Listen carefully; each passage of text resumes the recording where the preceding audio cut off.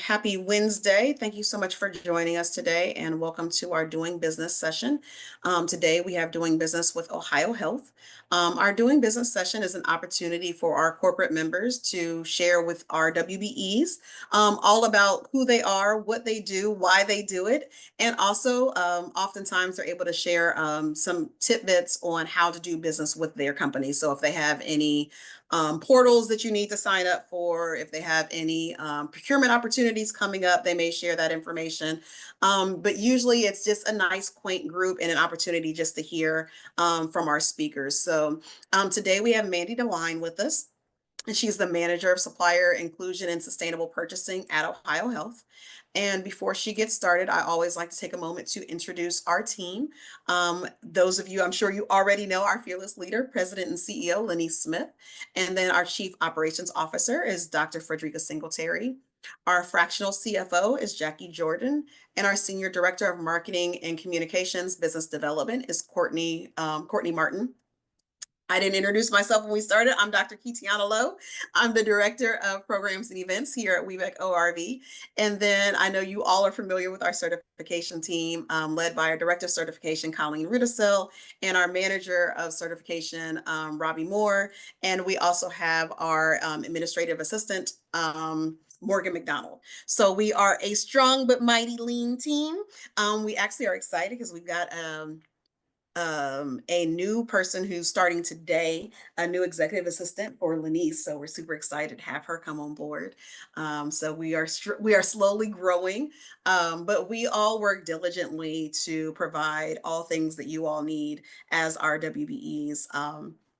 And this session is just one of those opportunities that we have. So I'm going to stop sharing my screen and Mandy is going to go ahead and share hers. And Mandy, I'll say, take it away. Sounds good. Thank you, Dr. K. Good morning, everyone. Let's see. We're a Teams house, so You like, got to how do I find the button. wanna? It should Yeah, be at the bottom, perhaps. Not that one. I've got it. It was giving me Good. too many options. It's like, do you want Okay. your head in here? I'm like, no, nobody wants my head on top of the slides. There you So, go. We can our see your screen. awesome, great. I'm just trying to shrink the video down so I can concentrate and focus on the slides. So, like Dr. K said, this is really quick high level overview of how to do business with Ohio Health. I'll share a little bit about Ohio Health, followed by our current state of supplier inclusion, a handful of opportunities. And when she said portal registration, I realized I did not put the link to our portal in the presentation. So I'll make sure that's shared when the link to the recording is sent out. Let's see. Here we go. So, a bit about Ohio Health. We are a not for profit healthcare outreach of the United Methodist Church. I'm not going to spend a ton of time on this snapshot slide because I think this one gives a really nice view. We are 35,000 associates strong, 4 million outpatient visits, over 130,000 surgeries, and close to 15,000 births for fiscal 24. And we have a very large footprint in Ohio. So we currently have 16 full member hospitals and 3 joint ventures. And between those hospitals and our 200 outpatient locations, we span across 50 of Ohio's 88 counties. So a very large footprint. You can see we go as far northwest as Van Wert and as far east as Cambridge for hospital number 15 there, which is our Southeastern Medical Center. So, current state, I want to focus this on our women owned businesses because we do have quite a few. Exciting to say that last year, our overall inclusive supplier spend increased 23% year over year between tier one and tier two.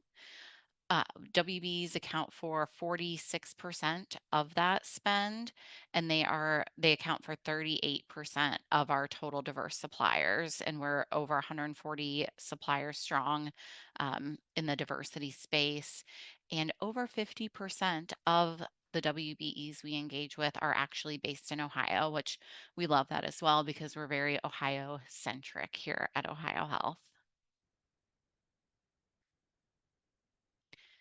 Some upcoming opportunities, and I will say if we have any incumbents on the line, don't panic. This shouldn't be new news, and a lot of folks are under sourcing and procurement policies. But I'll go through three that are upcoming, but we always have new ones popping up. So janitorial services. We do outsource a portion of our janitorial services portfolio, especially in those non-hospital sites, whether they're office buildings, medical office buildings, or like standalone doctor's offices. It's very site dependent to determine what the value would be of that agreement. We currently have that portfolio split into about 12 or 13, I'll call them regions. That was near and dear to my heart. I did that RFP back in 2019. So, we are so big, we don't want to overwhelm any one company with our vast portfolio. We anticipate this will go out mid this calendar year. However, there have been some changes in leadership on the teams that oversee our outsourced janitorial services. So we're letting those folks settle in before we do such a large sourcing event. Next are promotional products. Those are pretty self-explanatory. We anticipate that this will potentially go out in late calendar 25 with an estimated value of greater than $1 million. And then finally, office supplies. What we're really looking for here is desktop delivery of office supplies over our 50 county footprint. So our hospitals and our 200 plus non-acute care sites all order from the same office supply company currently. So we definitely want to ease the burden of our supply chain folks delivering things up because that's not on them right now. So we want to keep that process in place. Another late calendar 25, should we proceed with the opportunity, and that estimated value is over $2 million.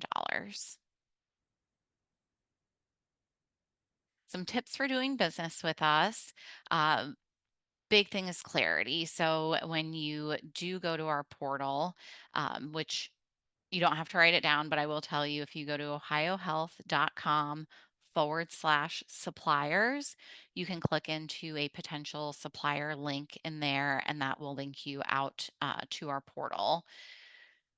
When you're completing your profiles, put as much information in there as you can.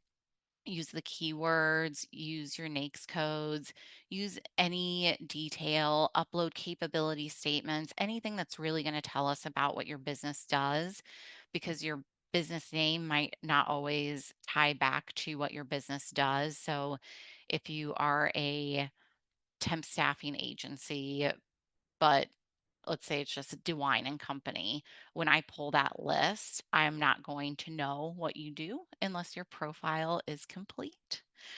Second is patience. In healthcare, we are definitely on a contract cycle. I would say 3 to 5 years, depending upon contract and the category.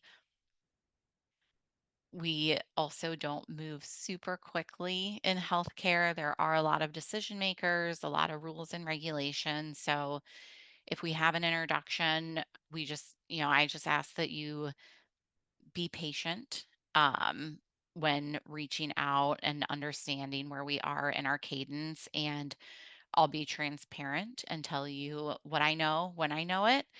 So just asking for that grace in return.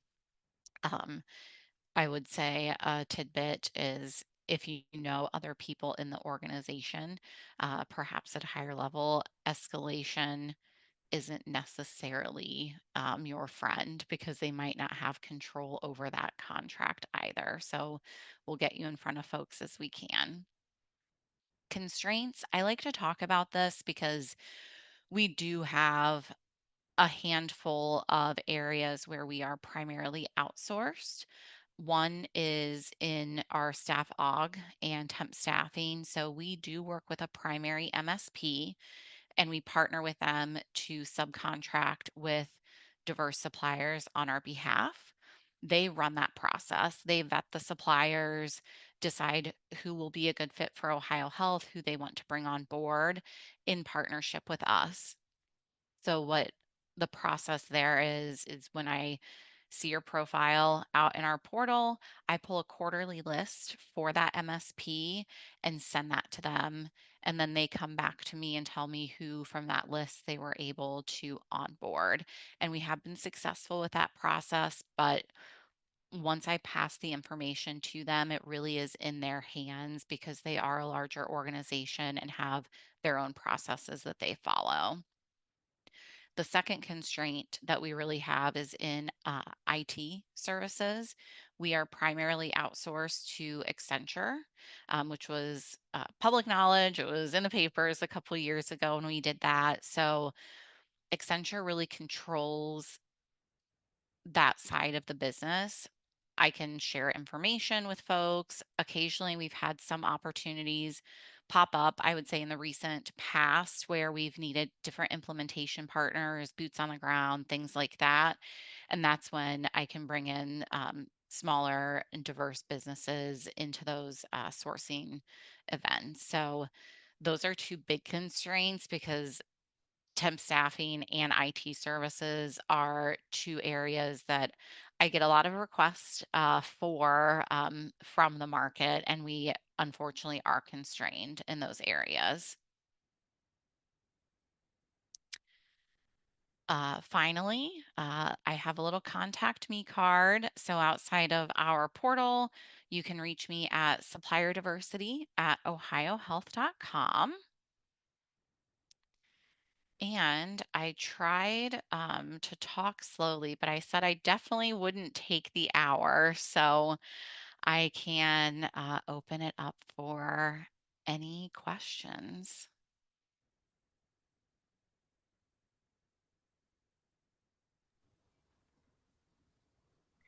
Please feel free to come off mute, raise your hand. If you're not comfortable that way, you can drop your questions in the chat. I have a question. Sure, Michelle, go That's ahead. of course, regarding promo products, uniforms, things like that. It says select apparel. What do you know specifically what that means? So folks get branded t-shirts and different things like that. We do have a separate, I would say, traditional uniform program that does not fall within promotional products. So if you want a branded T-shirt, or I got a branded track jacket for an event, so it's more branded items that you might wear out and about. Okay, and then as far as the uniforms and those types of things, what does that fall under? That falls under our support services. I would say owns it as a category, but it is a totally separate uniform category and agreement, and that covers select scrubs because we do provide scrubs for certain areas, facilities uniforms, environmental services like housekeeping uniforms and things like that. Okay, thank you. Hmm. Hello. Good. Hi. Okay. Hi. My name is Anisha Bailey, and I we have a brand called Soar Bailey. It's a dairy-free gelato brand, and I wanted to see. I don't know if you spoke about this. I don't think so, but how would we go under food services? Will we go through you for that in the supplier diversity area, or would it be a different channel? So, with our reach, we have food services broken up a couple different ways. So, select sites are managed by a managed service provider, and then some of our sites are self-operated. However, the food is really purchased through a distributor. If you want to send me info, though, I'm happy to share. I have really good relationships with our two largest food service Okay. providers, along with our internal team. Okay. All right. I will get in touch with you. Yeah, Thank you. you're welcome. And I will say, I'll add that all of those food service providers do have supplier diversity programs, and I think they do appreciate when we can send them other folks to look at. Perfect. Valerie, I see you're off mute. Did you have a question? Although Yes, Valerie, Amy, and then Michelle. she's making me hungry now. So I provide hiring and support services, workforce strategy, and coaching and training, all based on how people are wired. It's a different approach. But I was wondering if any opportunities emerge where I might be able to submit, a different type of proposal for services in those areas. There could be opportunities. Coaching caught my ear because we do have an internal coaching program, but I know occasionally they'll do outside coaching, like executive coaching and things like that. So while there's not a current opportunity, I think those are more, I would say, ad hoc ones that Okay, pop up. sounds great. Thank you. Hmm. And Amy? I know you mentioned the staffing providers go through the MSP program. Are you Mhm. able to share who your MSP is to see if we already have a relationship established with them? We try not to share that broadly, just to keep it fair and so folks don't start hounding Sure. them. But I wish I could share, but we've have just so many people ask, like, who's the contact? Who's this? That Sure. I try to be the gatekeeper for that. But Understandable. they'll tell me when I send a list to um, if they have relationships with some of the people already, because that has happened as well. Great. Thank you. Hmm. And Michelle. Hi, Mandy. I had Hello. a couple little questions put into Mhm. one. Yeah, all good. All right. So I know you mentioned that there's contracts, 3 to 5 year contracts in the marketing and the PRs. Well, I would assume PR space. Do you know where they are in the scheme of, or are they just different spots depending on different areas? It's all different spots depending on the different areas. And I would say those 3 to 5 year contracts are across the board, not just specific to marketing and PR. So I guess then, I have two more questions. So any opportunities coming up in that space? Not that I've heard, but I do know now that we are in March, which is crazy to think about. Our category managers are starting to work on our fiscal year 26 pipelines Okay. because our FY26 kicks off July 1st. So Okay. um, closer to like that May, June timeframe is when I have a good view into what our next year pipeline looks like. And what would you recommend the best way to try to have marketing just know you exist? I know there might not be anything right now, but is there any recommendations on that? I would say stay in touch with me because I know that you used to do business with OhioHealth, so there Yeah. should still be familiarity on that team, even though they've Okay. had some changes. And then we have some shifting right now within category management because we have an open position. But once we land on who's going to cover marketing, I can always make sure that they have your information. So you're saying the marketing lead is not there. In sourcing, we have like a temporary one right now. I gotcha. I gotcha. And those are Oh, really, I would say, from my perspective and how I worked when I was a category manager, having the relationship with category manager is important because they're looking at the contracts and sending out information and kicking off those sourcing events. okay. And when should we follow up? Like in a month from now, 2 months from now, wait till May? I would wait until May. I Okay. don't see anything, and I'll have, like I said, more of a view into pipelines around May. All right. Thank you. Hmm. Thank you. Debbie. Hi, Mandy. Hello. I know you said you utilize Accenture for your IT strategy. Do you also utilize Accenture for business strategy consulting? Not that I'm aware of. So they run our IT department Okay. essentially. So we still have a handful of folks in-house, but then there really are, behind the scenes like architecture and customer service, call desk, help desk. I couldn't find my words. Okay. But Okay. yeah, that's the current relationship with Okay. Accenture is Great. IT focused. Okay. Thank you. And I'm not sure of your first name because you have first initial is C. I tried to cheat and look at the registration, but you registered there the same way. Well, first name is Cynthia, but I go by Lee. So I have a question. I'm a manufacturer. Manufacture things like reception desks, the office cabinetry, built-in desks, millwork, laboratory cabinetry, things like that. Just wanted to see if there are any opportunities in that area coming in the future. We are building like crazy, but we do have contracts with furniture providers at the moment. But if you fill out a profile, I can share it with some of our partners to see if there's a tier 2 opportunity. And then just connecting another WBE with another WBE. If you haven't talked to King Business Interiors, they may be worth talking to as well. So Because they're called Key Business Interiors. King, Oh, King. Okay. mhm, All right. Thanks so much. you're welcome. Wonderful. Any additional questions?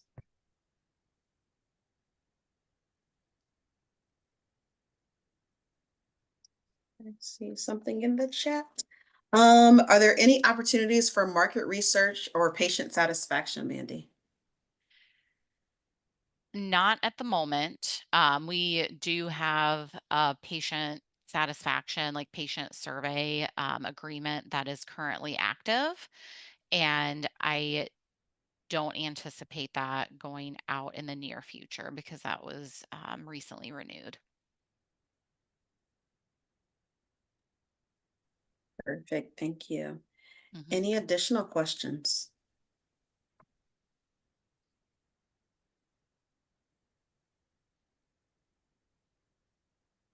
All right, hearing none, let me share my screen again. I always like to share our upcoming events that we have so that you all are aware of the different opportunities that you have that you can participate in other things that we're doing here at Webeck ORV. I definitely want to thank Mandy for her time today and her commitment and her organization's commitment to Webeck ORV. We definitely appreciate all that you do for us and with us. Thank you. Um, Our pleasure. Yes, and then I will also add for those that may have missed it in the beginning, but this call was recorded and we will send out a recording in the next couple of days.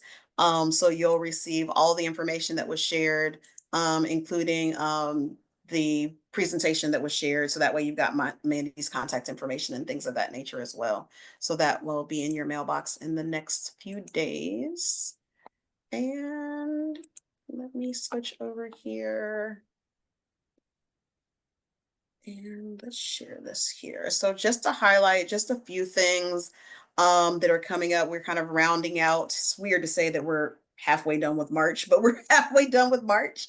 So we do have Speak Like a Leader coming up next Wednesday. If you are in Columbus, this is going to be an in-person event. If you are not in Columbus and don't want to travel to Columbus, we have a hybrid option as well. It's actually going to be held at OhioHealth. So OhioHealth, Mandy has opened up her doors for us. We do still have a few spaces available. So this is going to be a dynamic workshop, very hands-on, that will really help you with public speaking, whether you speak professionally, whether you just speak in the boardroom, whether you just need to type up corporate communications. It's going to be a really great workshop that's going to be led by one of our certified WBEs, Teresa Zumwald. So if you're interested in that, you can scan this QR code. It's going to take you to our website and you'll see all of the upcoming events that we have. But definitely wanted to highlight that one since that's coming up right around the corner next week. We do have on March 26th our Doing Business with Duke Energy. So it'll be a session similar to this one that will take place. And then on April 9th, we have Doing Business with MGM Grand, which is the casino in the Cleveland area.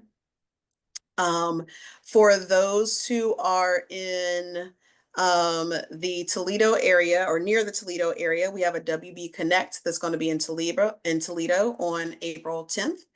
And then also, if you are fairly new to certification, you may be interested in our Maximizing Your WeBank certification that will also take place that same day, April 10th. And then April 17th and 18th is our Bold and Brilliant conference, which is going to be in Columbus as well. This is our conference that we do annually for women of color and allies. And so we would love to have you in the room for that. And then if you have not already marked your calendar, please mark your calendar for August the 25th through the 27th, which is Catch the Wave 2025. And this year we are going to be all the way up in Cleveland. So not too far from folks who are in Columbus, just a hop, skip, and a jump up the street a little further if you're in Cincinnati or if you're in Kentucky. But if you have not been to Catch the Wave yet, it's an event that you do not want to miss. So definitely mark your calendar for that. And be watching because we'll be getting ready to roll out more information the beginning of April about Catch the Wave. So always like to take a moment to share our upcoming events that we have. If you hang up from this call and you've got questions you didn't think to ask, something pops up in your mind, please don't hesitate to reach out to me via email. Mandy did provide her information.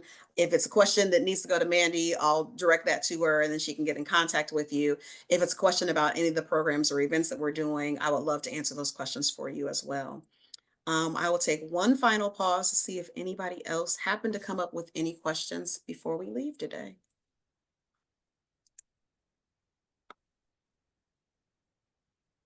All right, well, hearing nothing, thank you so much for joining today and you all enjoy the rest of your day. We'll see you next time.